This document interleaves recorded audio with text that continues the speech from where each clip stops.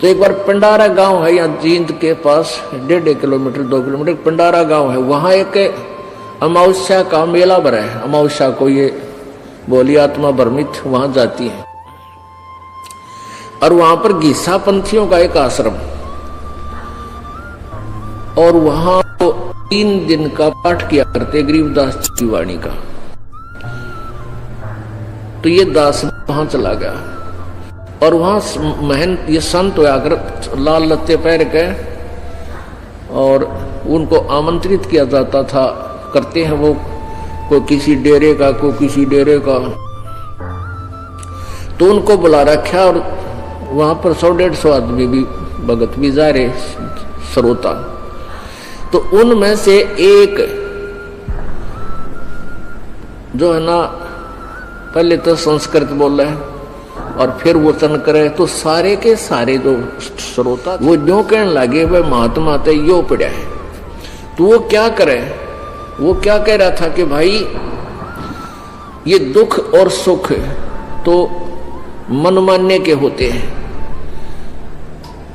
मान ले तो सुख है नहीं तो मान ले तो दुख है। और इसलिए दुख क्यों होता है कि हम अपने आप को एक जीव समझते हैं, हम अपने आप को शरीर मान रहे हैं और इसलिए हम शरीर को कोई दुख होता है तो हम दुखी हो जाते हैं।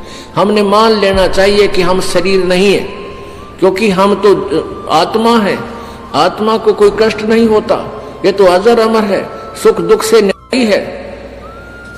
ये बोले श्रद्धालुओं ने तो भाई कोई कम में कह दे भाई अच्छी लगे भगवान की चर्चा, तो उसकी तरफ वो जो बोला जब सारे ताड़ी पीटे, तो दूसरे जो और 5-4 वक्ता रहे थे वह फ्यूज हो गया। क्या कह रहा है कि भाई दुख तो शरीर को होता है, यहां आते हैं महाराज मुझे ये कष्ट हो गया, महाराज मुझे ये पीड़ा है, मुझे बड़ी हंसी आती है, लोग कैसे मूर्ख बने हुए हैं, ये आत्म तत्व से परिचित नहीं है। मैं एक बार चला जा रहा था, एक व्यक्ति बैठा बैठा रो रहा था, उसके पैर में पीड़ा थी, घुटने में पीड़ा थी। मैंने उसको ज्ञान दिया कि तू तो आत्मा है, अरे आत्मा को पीड़ा थोड़ी है, तो शरीर के है तो शरीर को पीड़ा है, तू अपने आप को आत्मा समझ, तुझे कोई पीड़ा नहीं होगी। उसको कोई पीड़ा नहीं रही और वो खुद सुख हो गया। आत्म तत्व। अब तीसरे दिन दूसरी रात को, अगले तीसरे दिन तो भोग लग जाता था। पहले दिन उसने ये गप्पे मारे, दूसरे दिन भी ऐसे उसी रात ने, तो उसका जब वो 1:30 बजे तक तो सत्संग होया, वो बीच में उठ के अपने कमरे में चला गया, अलग से उनका आसन दे रखा था। वहां जाकर वो लग गया रूके मारने, उसका पेट में दर्द हो गया और बुरी तरह चल रहा है, रो बूंदी डाल जो डांगर रोया करे। फिर वो जो वहां के प्रबंधक था वो गया, 1-2 सेवादार गया उसके पास, क्या हो गया महाराज जी? मर गया, पेट दुख है। वो एक पड़ोसी आश्रम था दूसरा, वहां 2 आश्रम है, उनके वहां से एक कार ले आए, उसने जींद ले आए, डॉक्टर ने फिर उसका इंजेक्शन वगैरह लगाए, ग्लूकोज चढ़ाया। वो सुबह 5-6 बजे से वापस ले आए और वो नो चले जानो जच्चा चले गए, उतर के गाड़ी में थे और उस कमरे में घुस गया अपने में। वो दुन से संत वो महंत उसके साथ बैठा करते, लोग ज्यादा उसकी सुनते थे, वह फ्यूज हो गए थे। वह गए 2 जने उसके पास, ने बोला महाराज तो आत्मा था, कल किलकी क्यों मारा था, क्यों रोया था डांगरे? तो यहां कहने का भाव ये इस तरह की थ्योरी थी लोगों। अब यहाँ पंडित की उपाधि यानी जैसे शास्त्री की उपाधि, ज्ञानी की उपाधि होती है, विशेष किसी एक शास्त्र के ज्ञाता को पंडित कह देते। तो एक ऐसा कथावाचक पंडित जी यानी गुरु जी एक दिन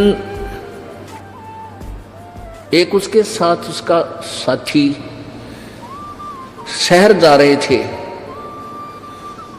वो पंडित जी प्रतिदिन एक कथा करया करता, नित्य पाठ करता था रामायण का। उस दिन उसने सोचा कि आज यदि रामायण का पाठ करूंगा तो लेट हो जाऊंगा, 4-5 किलोमीटर पैदल चल के ट्रेन पकड़नी है स्टेशन से। तो वो उसका साथी और वो दोनों ही चल पड़े। उसने सोचा ट्रेन में बैठ के 1 घंटे 1.5 का रास्ता है, ट्रेन में बैठ के वहां अपनी नित नियम कर लूंगा। तो उन्होंने जाते टिकट ली, आते गाड़ी आ गई, उस कंपार्टमेंट में चढ़ गए, डब्बे में चढ़ गए। अब ब्राह्मण वेशभूषा थी, लाल अंगोछा ले रहे थे, तो उसे ब्राह्मण समझा जाता ये विद्वान पुरुष है। तो जब गाड़ी थोड़ी सी गति पकड़ चुकी तो उस ब्राह्मण ने कहा, गुरु ने कहा कि भाई जो सीट पर बैठे थे उन्हें सीट मिली को ना, डिब्बा खचाखच भरा था। उस ब्राह्मण ने कहा सीट पर विराजमान यात्रियों से कि कृपा आप सीट छोड़ दीजिए। वो कहने लगे क्या आप रोगी हो कि नहीं? तो क्या करोगे? कि मैं कुछ पाठ करता हूं रामायण का, आज मैं जल्दी का मारा नहीं कर पाया घर पे, यहाँ बैठ के अपना भगवान का कुछ कथा पढ़ लूंगा। तो उन्होंने खाली कर दी एक पूरी सीट कि आप कथा कर, अपना नित्यनेम भी करो और हमें भी सुनाओ, कोई कथा हमें भी सुनाओ, हमारा भी टाइम पास हो जाएगा और भगवान की कथा सुन लेंगे। बड़ा सौभाग्य हुआ आप हमारे को कथावाचक मिल गए। अब पंडित जी ला गया सुनान। उस दिन क्या प्रकरण चल रहा था कि भाई हो तो ऐसा। देखो भरत ने अपने भाई की खड़ाओं को गद्दी पर रख दिया, रामचंद्र की खड़ाओं को, और राज्य नहीं किया। स्वयं जमीन को 6 इंच नीचे खोद कर वहां बिस्तर लगा लिया। और जब रामचंद्र जी वापस आए उनका राज सहर्ष लौटा दिया। भाई हो तो ऐसा, भाई हो तो ऐसा।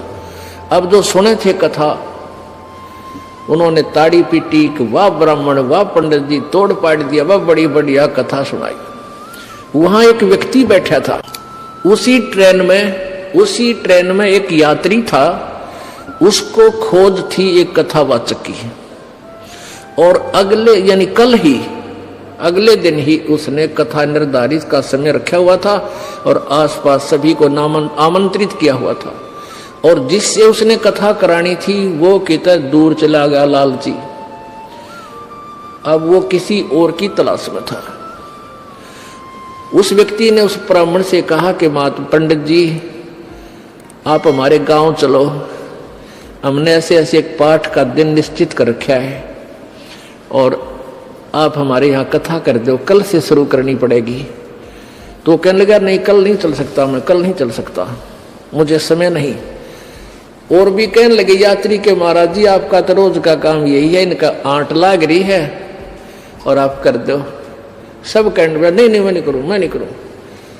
तो वो कहने लगे जी सा कोई खास काम होता हम कर देंगे आपके काम को, आप इनका कथा कराओ। नहीं ये काम तुम्हारे से नहीं होगा, मेरे से होगा। अब उन यात्रियों ने काफी जब कहा, उसने तो ना बताई कि बीमारी है।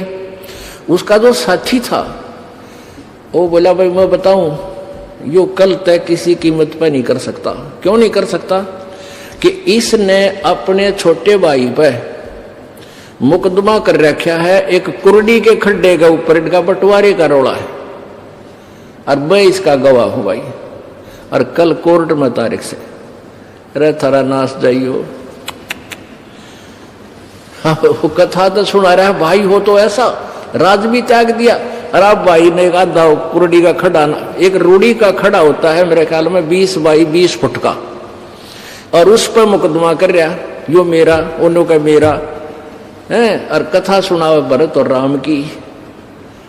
इसके लिए बताते हैं कबीर परमेश्वर जी कहते हैं भाई करनी तज कथनी कथें, ये अज्ञानी दिन रात, और कुकर जो भौंकत फिर ये सुनी सुनाई बात। कहते कुत्ते की तरह भौंकते फिर सुनी सुनाई कथाओं को, और करनी है नहीं, अनुसरण है नहीं, और कथते फिरते हैं ज्ञान सुनावे दुनिया ने आप असर को ना। कहते पंडित और मसालची दोनों सूझे ना, औरों को करे चांद ना रहे आप अंधेरे में। बोलो सतगुरुदेव।